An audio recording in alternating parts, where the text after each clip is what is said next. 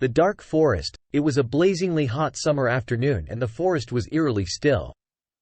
The trees around me seemed to be inanimate and lifeless, the sun's rays unable to penetrate the canopy of branches. I had been exploring this particular forest for weeks and had never noticed how dark and oppressive it was until now.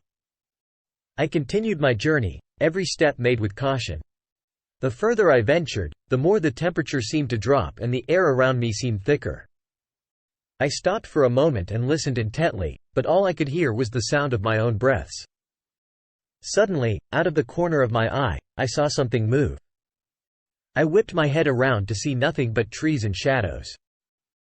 I was suddenly filled with a sense of dread, a feeling that I had been watched. I kept moving, my heart pounding in my chest.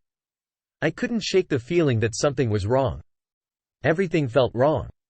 I wanted to turn around and run, but I knew I had to keep going. I rounded a corner and was greeted by a clearing filled with tall, gnarled trees.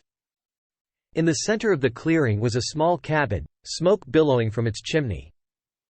I approached it cautiously, feeling the eyes of an unknown force upon me. I walked closer and closer, until I was standing in front of the cabin. I raised my hand to knock, and suddenly the door opened of its own volition. I stepped inside, my heart pounding in my chest. The cabin was empty, save for a single figure in the corner. He was a tall man, with long dark hair and a beard. He was wearing a hooded robe and looking directly at me with piercing eyes. I froze in terror, unable to move. The man suddenly rose and walked towards me. He reached out to touch my arm and I screamed in horror. That was when I noticed the fresh blood on his hands. He spoke in a hoarse whisper, telling me his name was David and that he was a hunter of the dark forest. He had been hunting a monster, a creature of the night.